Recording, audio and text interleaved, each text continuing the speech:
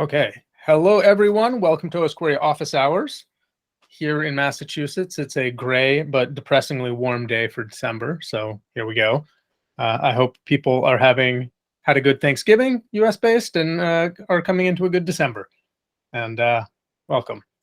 So announcements. I think since the last meeting, maybe we declared 560 stable. That one kind of got dropped on the floor a little bit. So sorry for the lingering. But 560 is stable. Other announcements? Related to 5.6. Do we have any loose ends? I think the website or package managers. Probably website, probably not package managers. Okay. I think Zach asked if we could distribute that website updating steps in a way that others can handle. I think it's your job currently, Zach. So I just this morning replied on that Slack thread.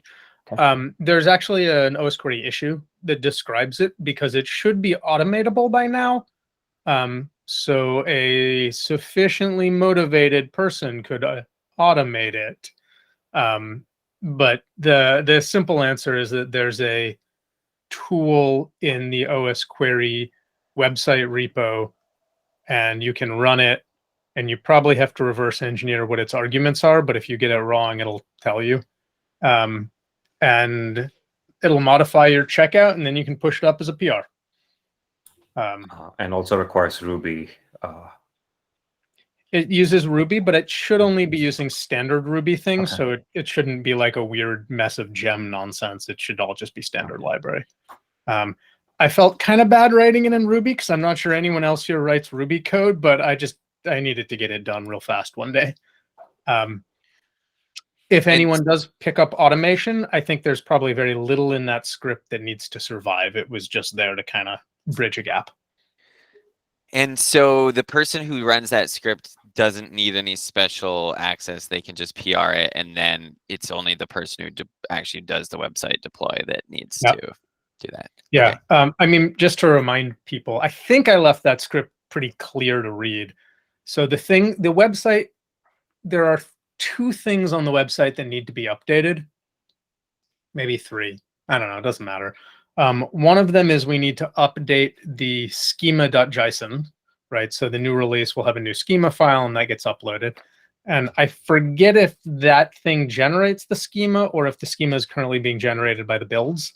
I think we moved some of that to generated by the builds, but I can't remember. It might do an ugly thing like there's a Python script to generate that JSON. Yeah, I just don't remember where it runs. Like either the website tools call the Python or it runs in the build and it's downloaded from the build. I just forget how far I pushed it. And then it also has to gather the checksums and update a list of checksums. And gathering the checksums is a little bit ugly. I think the correct thing to do would be to calculate checksums when we upload to GitHub and just include a checksums file. We don't do that, and I didn't fix that, so that Ruby script just downloads everything, checksums it all, and makes a PR with the checksums. So it's very ham-handed. A note about that, though, I don't think you should be using the binaries we are uploading to the GitHub release page, because if you recall, we actually do 2 builds right now. That's a thing that we should be changing. So the packages that goes to the PKG Osquery.io actually have different checksum because they have different signature. So the Ruby script is downloading it from PKG. Yeah. But I agree that's another problem. The issue I left in Osquery repo outlines that one too. So there's a couple of places that we can revisit this. I don't know. I believe I'm running the script successfully at the moment. The arguments were pretty simple to figure out. So thank you, Sav. Yeah, and in case you have forgotten, website deploys are also not manual. So it's PR, merge, update source, and then yarn deploy, which is, I think, documented in that README. And I would also approve automation in that repo. For sure. I don't know. I don't know. So, yeah. That's how that works. This Awesome. is separate from the PR. You have OpenSF to automate building website data and CI. I don't remember what that was. That was like part of this. Like Yeah. the website It- stuff needs to consume data, and I forget if that's no longer needed or if that was like a piece of the data that could be consumed. I've just forgotten. I haven't read these PRs in a while. Well, you might have to rebase we this. are not. Yeah, sorry. I just wondered if you can, I don't know, if we could take action on that together. It's the oldest PR we have open. I mean, I don't know. Does anyone want to work on automating deploys here?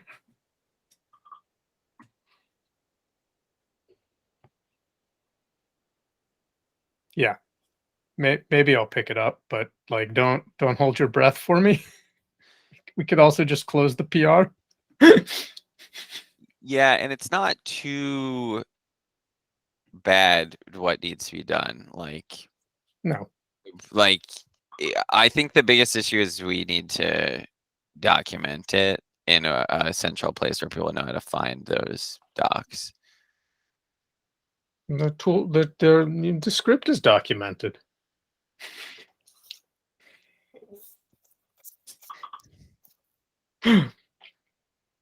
But I mean, you're also right. We should have better docs.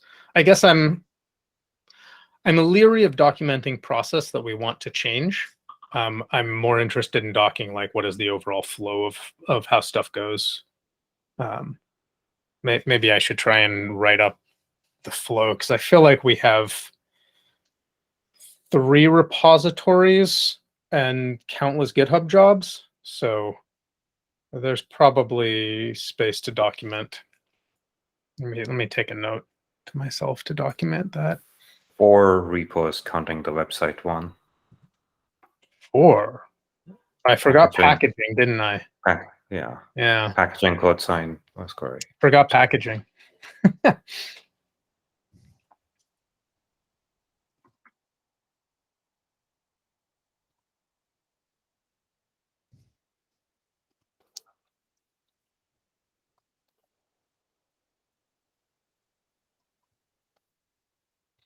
Okay, I'll try and make a doc for this so that we can iterate.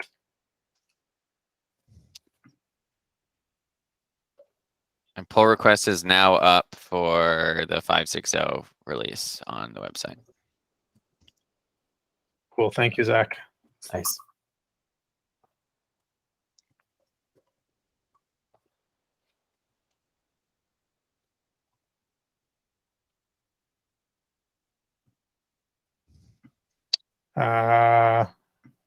Any other questions people want to ask about this?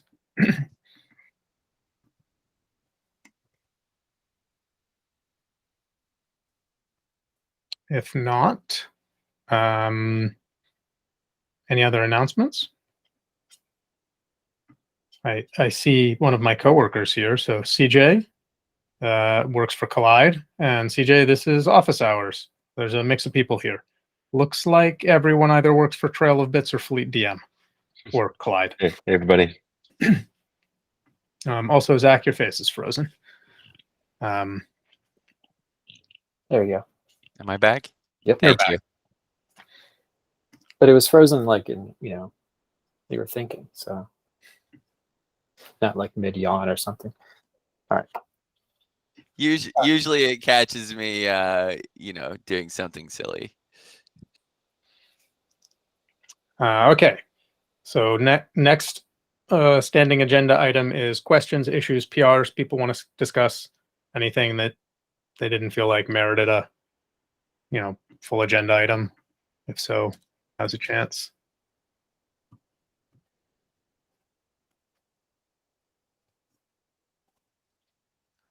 There are a few PRs from Fleet contributors that could use some code review attention.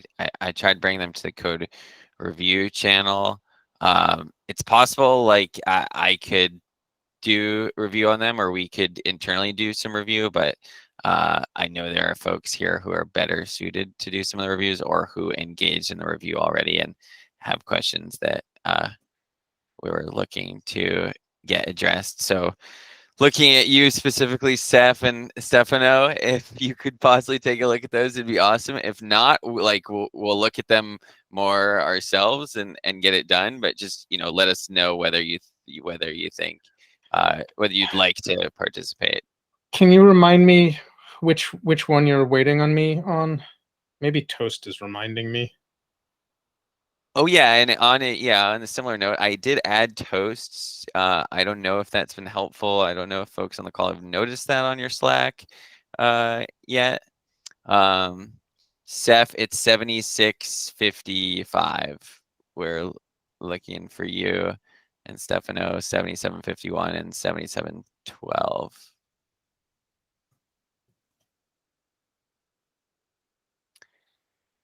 We don't need to necessarily address those right now in the moment, but I guess just a friendly ping to you guys. And again, like I said, if you don't have the time to address these things, like, we'll do it ourselves, but I think that you are both better reviewers than we could likely be.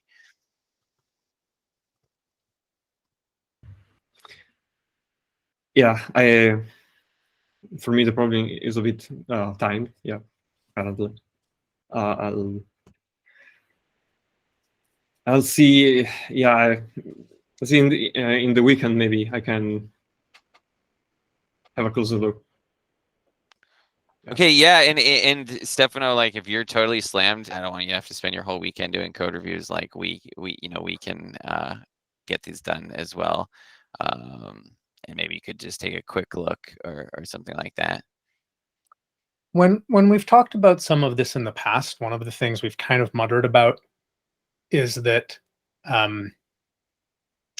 no one feels like it's wrong for Fleet DM to review Fleet DM PRs, or likewise Trail of Bits to review Trail of Bits PRs. There's a little bit more interest in making sure that, like, do enough of us think something's a good idea, or like the one you wanted me to make sure I look at, I feel like is an API change. So suddenly I'm like, ooh, API changes. So like those ones always get a little bit more down in the weeds. But I feel like from a straight up code perspective, like I don't know that Stefano needs to carefully review code from Artemis as long as, the intent seems reasonable. And Stefano's probably a great person to judge that. So maybe just to try and time expectations or something. Totally. Yeah. And again, I think I'm completely on board with that. So like Stefano, if you could, maybe if you could just take 10 minutes to look through at some point and see if, things are making sense to you, we can do this sort of line by line review for style and potential bugs like that. Yeah. I think I'm mostly concerned. Like I would expect the same for PRs I open that are touching the core. Yeah, I mean, I would have wanted to test a little, maybe the other PR that helps with migrating or actually downgrading the Osquery database. And I don't think it needs hours for it, but still, yeah, just to also understand and actually see what it is doing. It helps, at least it helps me doing the review. The other one, mainly, I know that most of the work, at least initially, was done by 12 bits. So this is the container, the events one.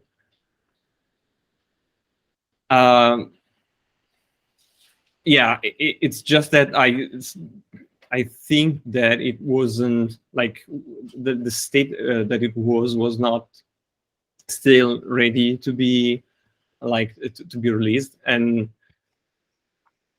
yeah, there are. I know that it's that thing is a bit gnarly, so I think that might need a closer look too. if it was like if it was something like a separate table, like a feature, like a new feature for a table or a bug fix for a table, I would say, yeah, we can look at that more quickly. But I would, yeah, I would maybe caution and try to look into it a bit better. Yeah. Are there tests that would help? No, like nothing that I can conceivably and easily ask you to write. So I don't know. I mean, I don't want to speak for Zach, but I'm thinking about like how can we make it actionable for Fleet DM to sort of have forward progress, right? Because if yeah, you know you're calling out that some of this touches core and that's inherently a little scary, seems fine and like seems like a truthful statement. So then how can we make that less scary so it becomes more actionable? I mean, sure, you could write.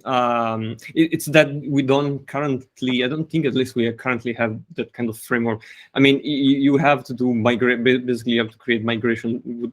Have to create migration tests, meaning creating a database with a specific version, and then somehow change the database format, basically the number of columns that are inside the database, create a new, and try to go toward that new database, or actually old database with a different amount of columns, and test that in various situations the downgrade is working as expected, and it's not actually somehow corrupting the database.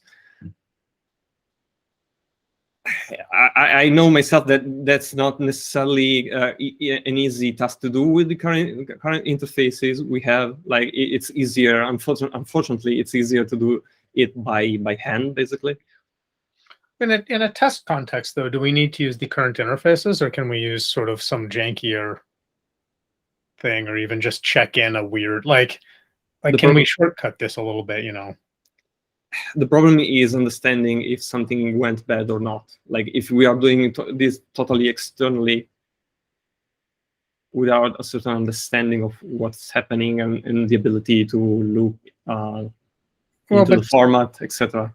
Well, but some of this is right. If the column data doesn't match, do we correctly drop and recreate it, right? So can we create a database that has erroneous column information, and then so the problem is that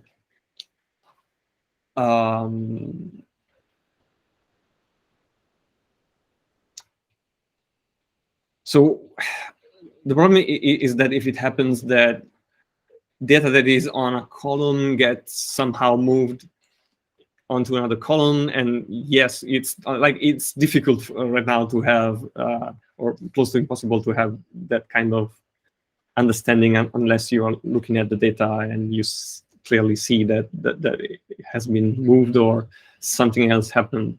Maybe it shows up by Osquery crashing, or I mean, there are all things that can happen, and I don't think it's easy necessarily, to have a deterministic test that it's detecting even just something that it's not a test, that it's detecting that. And maybe even we do have a logic to repair the database, which basically, though, if I'm correct, deletes the database completely and recreates it. It's repairing. So, yeah, but you're losing data. So corrupt data, you're not going to get it anyhow. Well, depends on what is corrupt. But anyway, the point is that the corruption has been caused by the downgrading. We don't want the corruption to happen. Like, I'm not saying it will happen. I think that it's unlikely. I still would like to see it working. I think it sounds like in this case, maybe us doing some more manual testing and reporting on that might help. Well,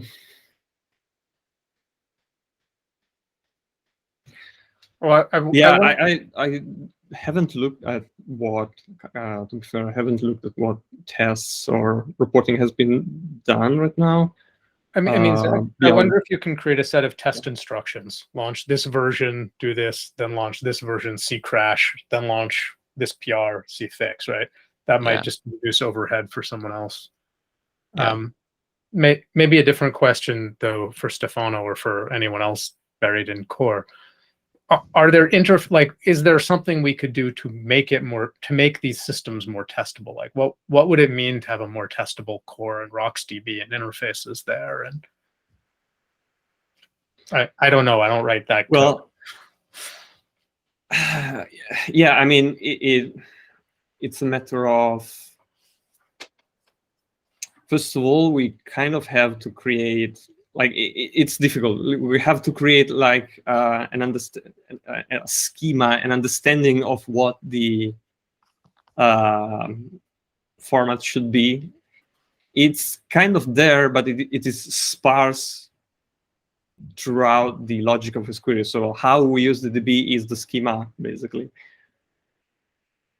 From there, yeah, you have to add to use the interface of the database. You can start using the interface of the database to check the current database loaded and see if every column or key value contains the type you expect.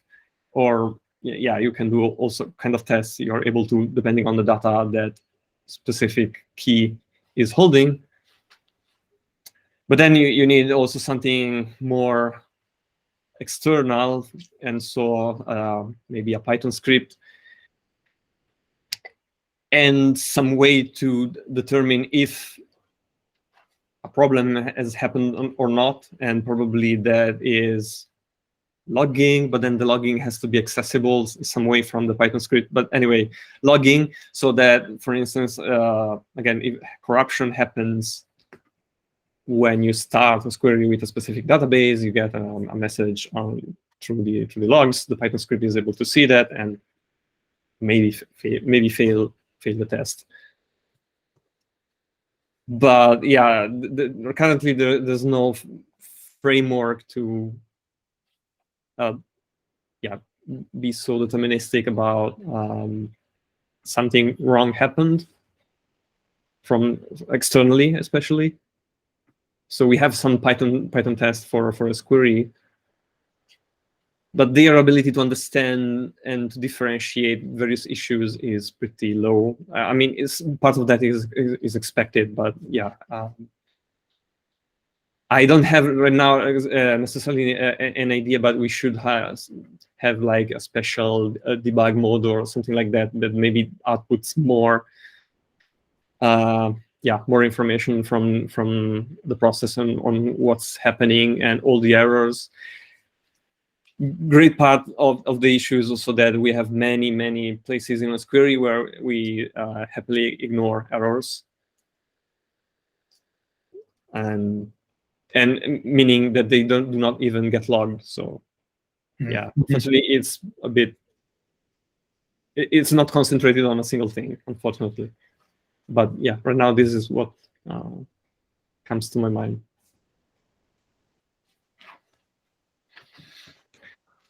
This is why most of the time we resort, or at least I resort to manually test, though at the same time takes a bit more time. Yeah, it's a non-trivial problem, it sounds like, for sure.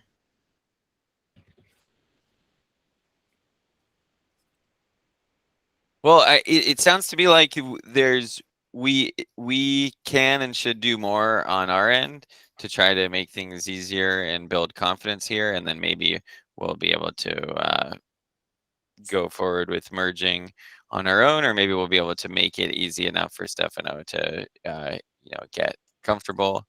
But I'm hearing definitely some things that we can do on our end to help move it along. For like, this is just a quick thing about the content of the event table, because I think nothing has changed right now. I think that one of the issue I have noticed right now, and this is already caught by the CI, is that the tests from, I think, the gRPC library are running when the CI asks to build and run the test target of CMake. I think I don't recall if there is some configuration for gRPC, the gRPC CMake, or anyway, those should be disabled, and at least the CI will hopefully be green. Oh, awesome. So Artemis, did you hear that? So disabling the gRPC test sounds like a good step to take. Okay. Yeah. I that could makes also sense. give a closer look if you can find a way, and I can help with more specific directions. Yeah. I've been a bit distracted on other projects, but I should go back to that soon after I finish. I'm currently working on adding, allowing you to get like timing metrics or distributed queries.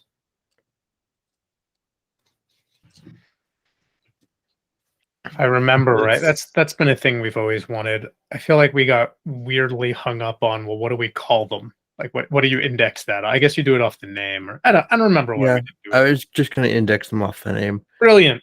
So I don't know. I look forward to it. If Can not, I I- can if that doesn't work, I can index them off like the time and the name or Name. something like that. Name. Yeah, Really? and I just wasn't sure if there would be conflict with doing it based on name. Maybe. Well, that's up Yeah. to the TLF. If there are conflicts, then I will just find some other thing to index it on in addition to name. Well, actually, I think it's probably better to do it on name, because one of the interesting things about the Osquery schedule table is that you sort of get an aggregate statistic for how many times you've executed a query. Okay. And I think that's going to be true for distributed read as well. So if the TLS Yeah, that would make sense. wants it aggregated, use the same name. If not, don't. It's TLS Yeah. server's responsibility. Yeah. What does Fleet call them? Fleet distributed query, then some number. That is well, I Brilliant. guess maybe if we wanted it to I'm not sure if we would if that would cause issues, but It's probably a we database can idea. change Let it. you look it up. Yeah. We could, if that causes issues, we can change what Fleet does on the server. It's not user facing.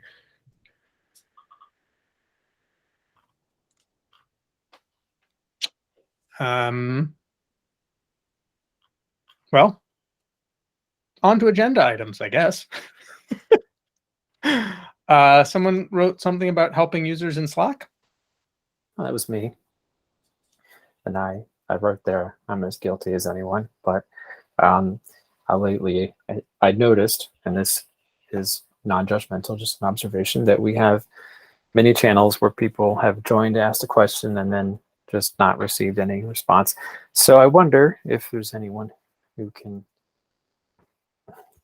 do anything about that. I know that we have an unmet support need, I guess, here.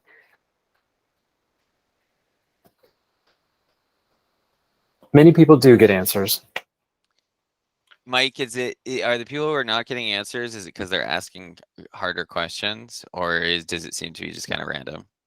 I think probably it's a lot of like Osquery fails for me when I do it this way. And then, you can look at it and go, But then to actually help them, we have to set it up the way they did and run through the steps. And so a lot of times they just don't get an answer. But I don't have a solution. Obviously, all of our time is valuable. So, seeing people go unanswered, I wish I could help them myself, but I don't always have the answer. One of the things I've also noticed is the same question is asked in multiple channels, and then it's harder to kind of lose track. Like a newcomer will join and then ask in general, and then Definitely. yeah. And people just don't have, I don't know, it's like IRC etiquette that everyone does that. But I mean, it's not new that Yeah. that's not to be done. I haven't seen it recently, but I understand. Yeah, it happens. One thing I've seen is that there are a couple of users that ask a lot of questions that, at least to my read, do not appear to be trying to self-service. And I've seen this across a lot of internet forums too, is there'll be a handful of people who are like, how do I make it run? How do I CD into my directory? Oh, it's running as root. Is, me not root. Where's the init script? And you're just like, it's bad. So like I see a couple of people who kind of fit that bill, and I think I've seen us all kind of back away from answering them. And I don't know if that's contributing to, like, if you're seeing a lot of questions not get answered, are they from a small number of users or a broad number of users? I think they're mostly from users with the blank profile name, like no profile picture and like no full name, no bio. They probably just got there, so like low investment users, I guess you could say, but still people who are potential users. I don't know if it feels like there's been an increase in these kinds of people joining the channel. So I don't know if that reflects like increasing popularity of Osquery, and maybe it could be considered a good thing, but Charlo.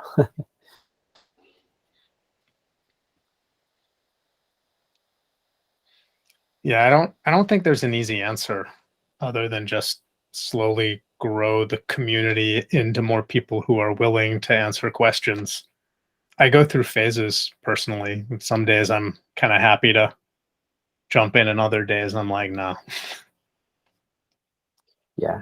Well, we just came back from a holiday too, so a lot of us are probably just not watching. I think actually I want to say that a little bit more strongly.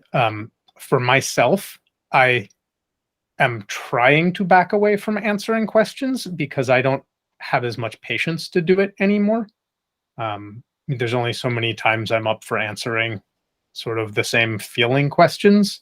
So like in the health of a project, it's better for me not to be short-tempered with a new user than to answer, right? So like I've backed away from answering a variety of questions on general because I think it would be a net detriment.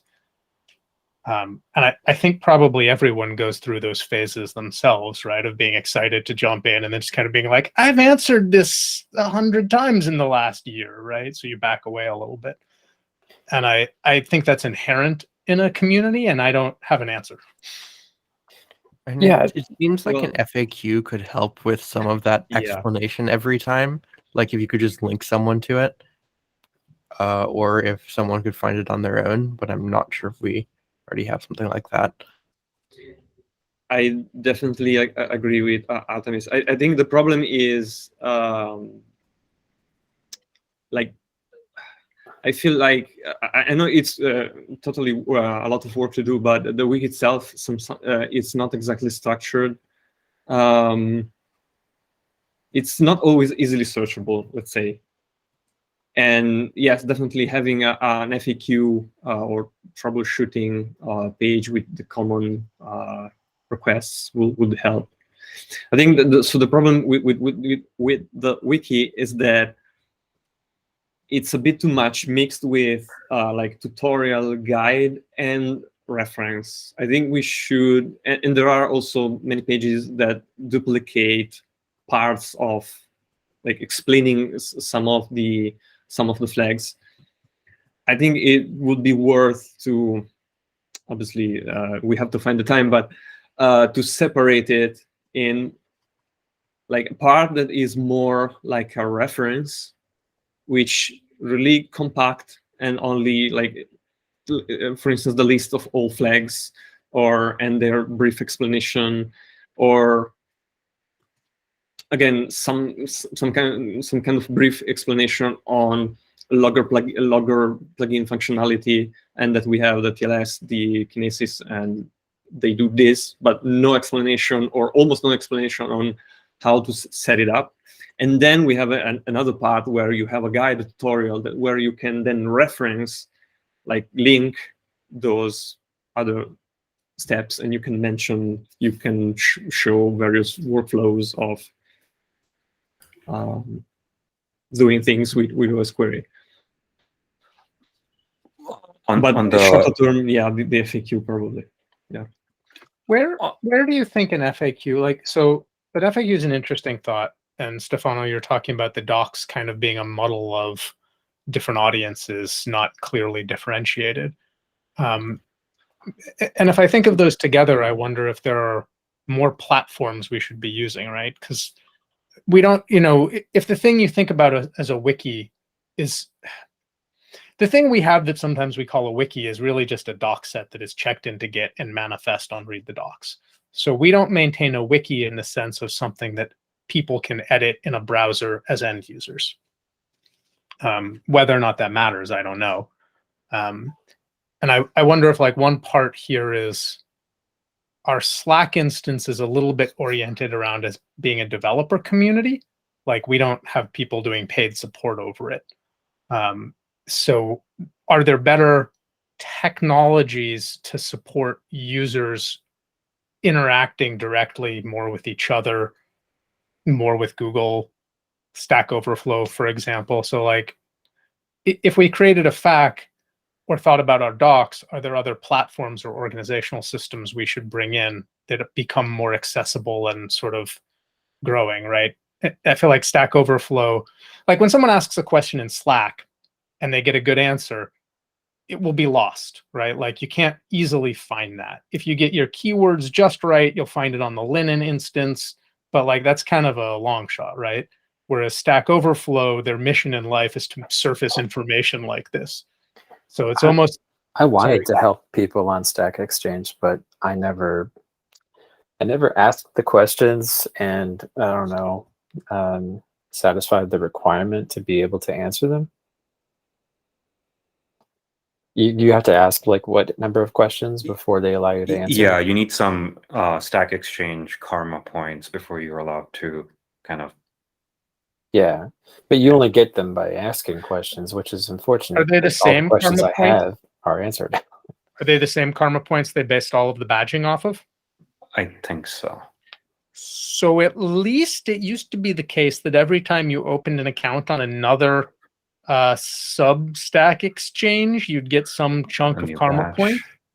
Yeah. So you can bootstrap by, like, opening 3 of them.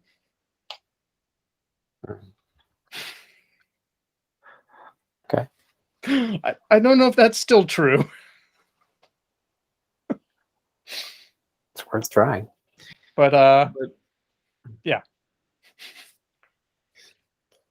I On feel also. oh, sorry.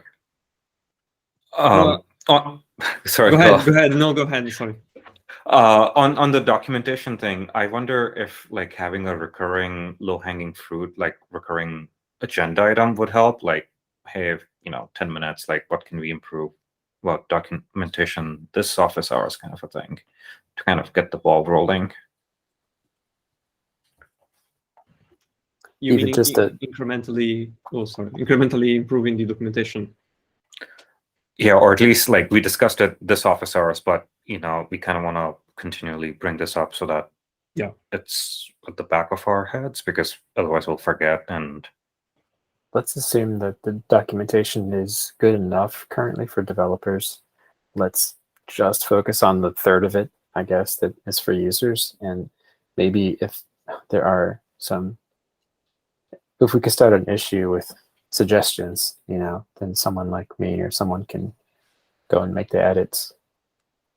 I don't know, like, people complain about the documentation, but I obviously, like, there's infinite number of corner cases people are constantly bringing, but I don't know if documentation will be able to help them.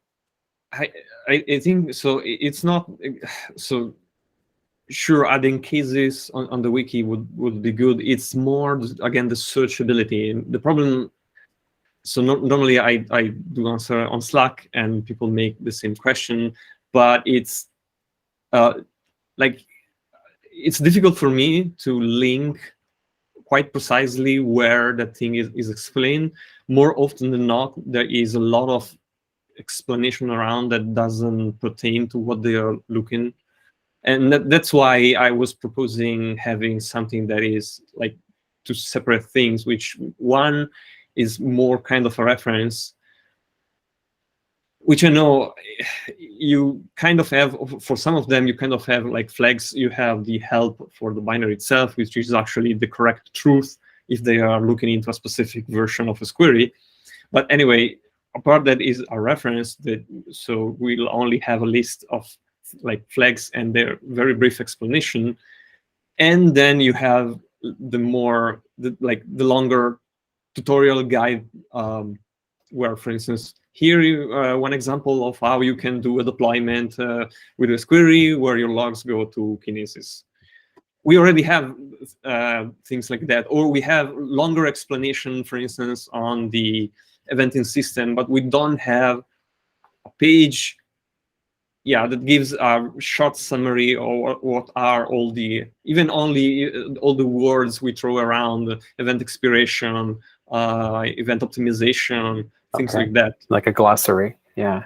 Yeah, Well, but I think maybe what Stefano was saying is not just, maybe I'm misunderstanding, is not just a glossary of all the Osquery terms, but like we say things like, yeah, that's in the eventing subsystem, right? And if you wanted to learn about the eventing subsystem, there's a glossary, flags, a system overview, and there's no single place to sort of see that, right? Like, where would you go to do that? And then, like, even beyond that, I think you're commenting that if you document a flag, you're kind of being like, well, this is what it does. And what it does is often obvious, right? Like, log to Kinesis, like, well, your logs to Kinesis, but it doesn't talk about why. Why would you want that?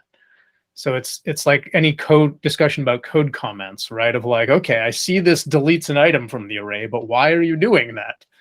Right? And it feels almost the same of like, okay, can we cross-link things in ways that make it more understandable and approachable?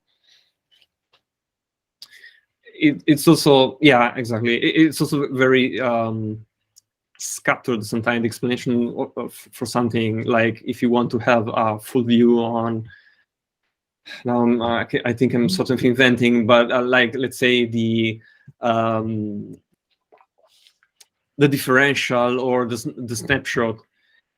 If you want to have, like, you still don't have the full view, but if you want to have the full view, there isn't a single page that briefly explains you what is the differential. And we should have that. And then we should, I think, also have, that is maybe, I wouldn't say necessarily less important, depends on time, but have a page that shows you more, shows you the process of setting up something with differential and what are all the things that you should be careful about. Like often, again, I see questions around what the flag does, even if they understand high level what it does.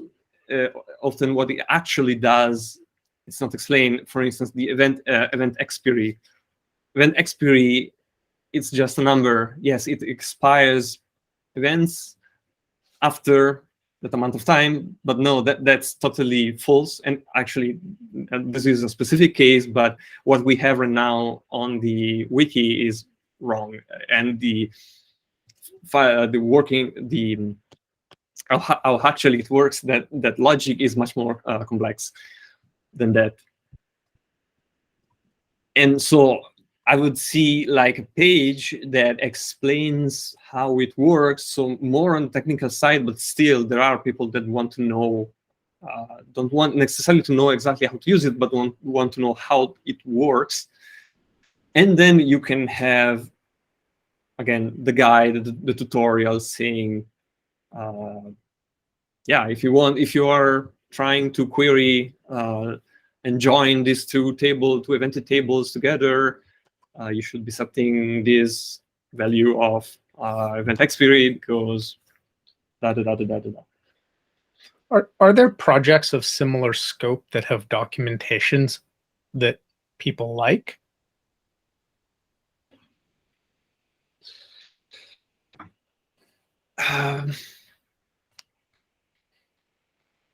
To be fair, I won't answer because I actually don't use I look most often at references, so I see more often the developer side. I only see what people ask. And you know, maybe a different question, right? Is this feel if Osquery were a commercial project, Osquery would perhaps find a documentation, you know, a tech docs person to help think about what to create and how to create it. I don't know if that's a thing anyone has interest in picking up or skills around or whatever. Fleet, you're probably most likely, since you seem to be focused on user docs sometimes. But I don't know, it seems like there's just pieces around fundamental organization, especially maybe between the wiki and the website, and where we encourage users to go for help. And I don't have an answer to any of it. Yeah, I was going to say the same thing. Is probably most first-time users' experience is not just using the CLI. They probably use Fleet or Collide or other. So maybe we shouldn't over-focus on explanations for that particular imagined user. Well, but those aren't the questions I see coming in, right? Like I see a pretty good set of questions coming in from like, I'm setting up Fleet and I can't make my database work, right? Like we get a lot of those. Fleet's pretty on top of them. It's just the reality. But then we also see like a good stream of questions from people who I do not think are Fleet or Collide customers and are doing, you know, are like, I'm packaging this, but I want to file off the Osquery name.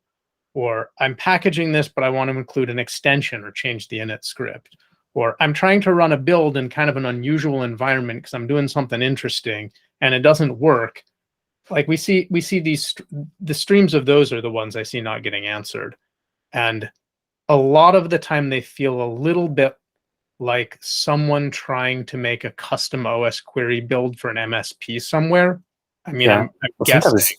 sometimes I feel like we're helping corporate product developers that aren't investing back.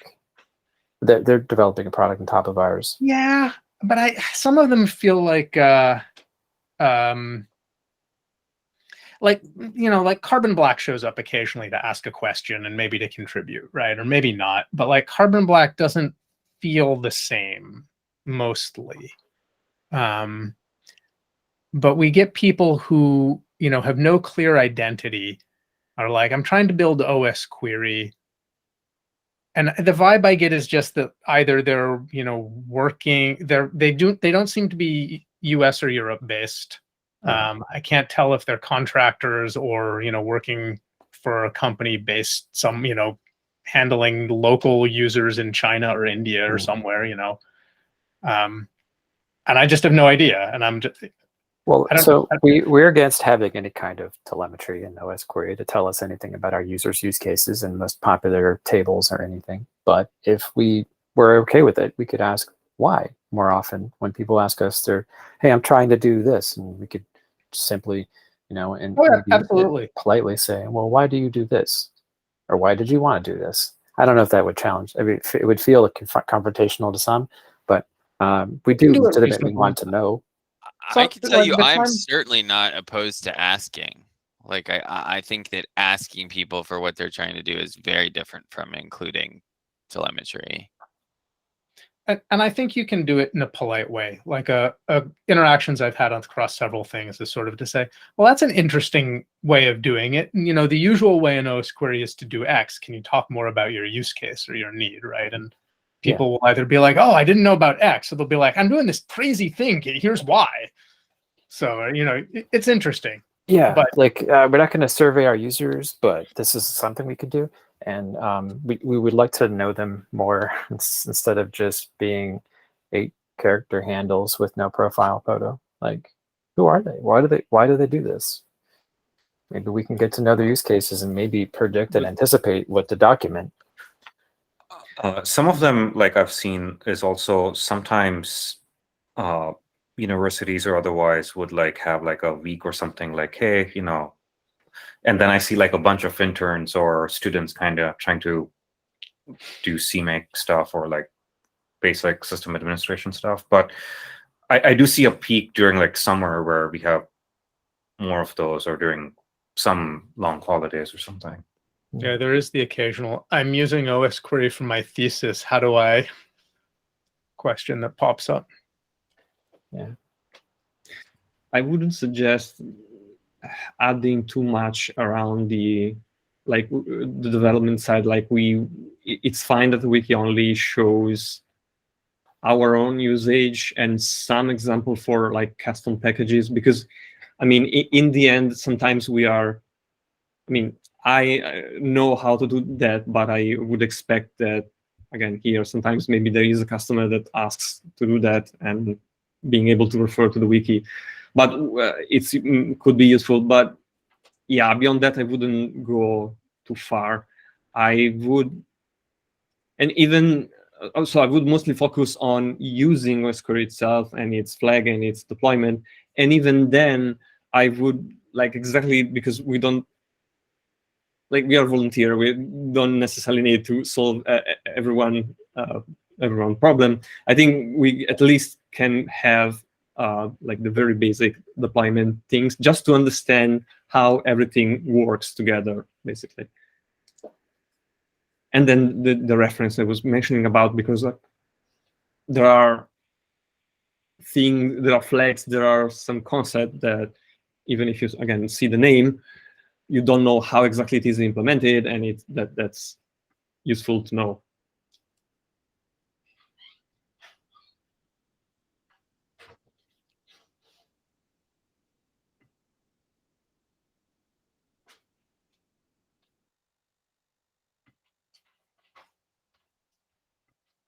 Okay. Well, apologies for taking up time with that long discussion. We had some agenda items that we didn't have time for last time. You know, I think in many ways, community building is a pretty important one. Other things that got written into these docs, into our agenda.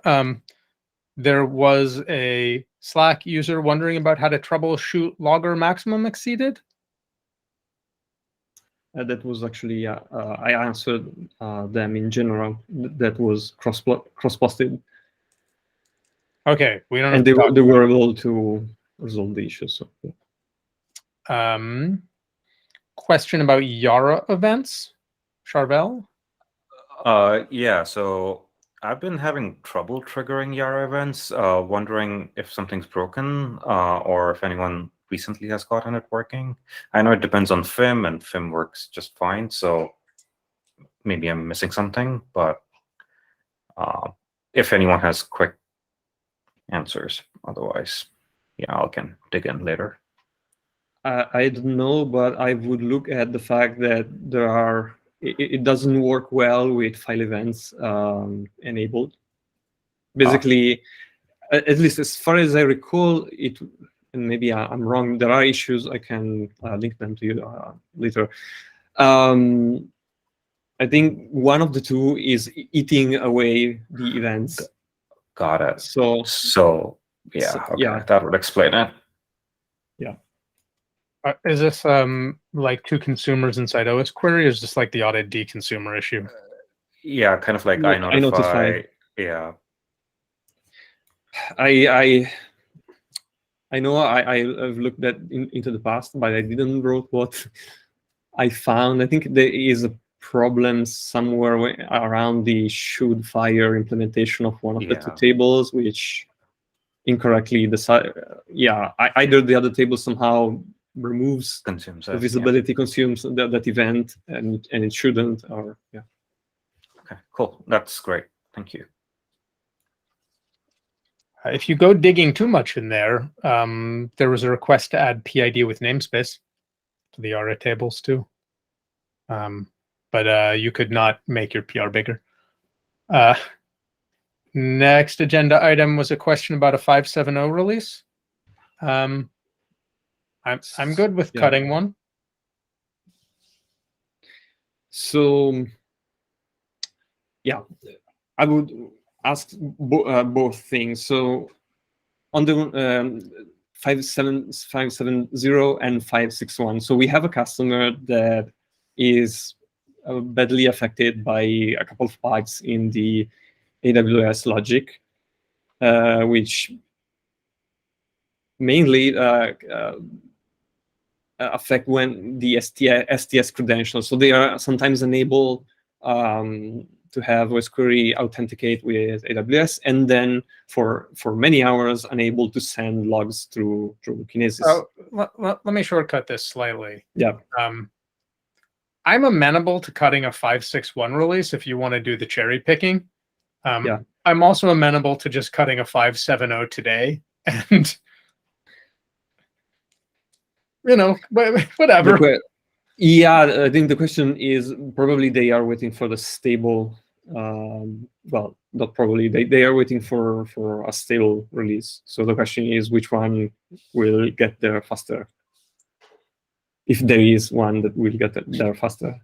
I mean, based on the process that we typically take, which seems to be Ceph and I pushing out the new version to our beta fleets and then saying things seem good, I think it's going to be equal amount of time for each of those, unless we want to go through a different process.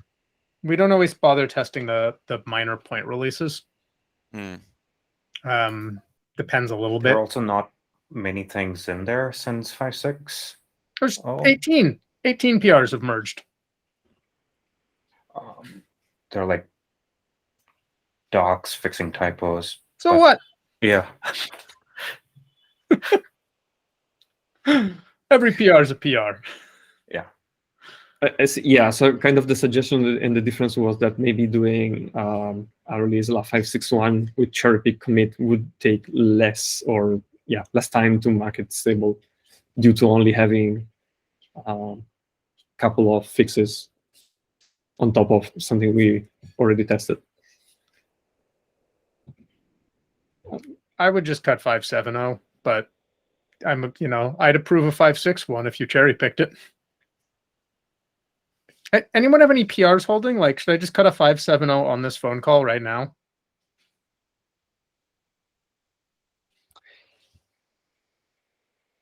I think we're unlikely to push one out later this month, so I'm for it. Yeah.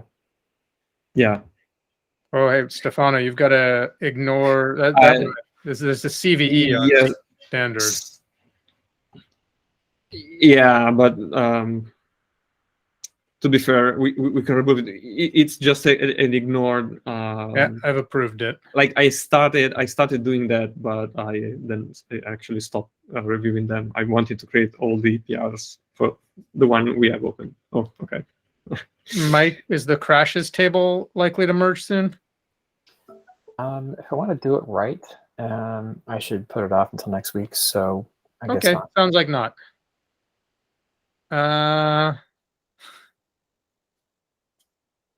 I say we merge the Z standard CVE thing and then cut a branch. Cut 570. Okay. I just merged that. Look at this. We're doing it live. Amazing. Yeah, I'll just cut 570 now. And then sort of go through the follow-up steps. If I can find the buttons. Where are the buttons? There they are.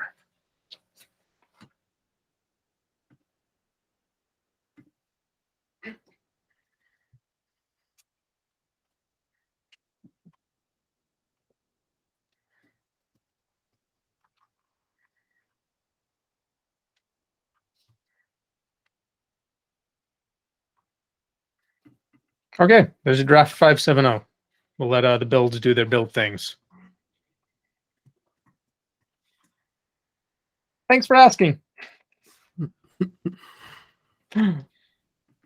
And you merged the CVE scanner, which is pretty cool too. So that's nice to see. Otherwise, we're at 2. So I'd say Should we we- should. Bump those agenda items again. We covered all of them. Ah, okay. Great. Thank you, everyone. But Have a good December. I'll talk to you, I guess, in 2 weeks. So wonderful. Bye, all. Take care, everyone. Bye. Bye. Take care, guys. Bye.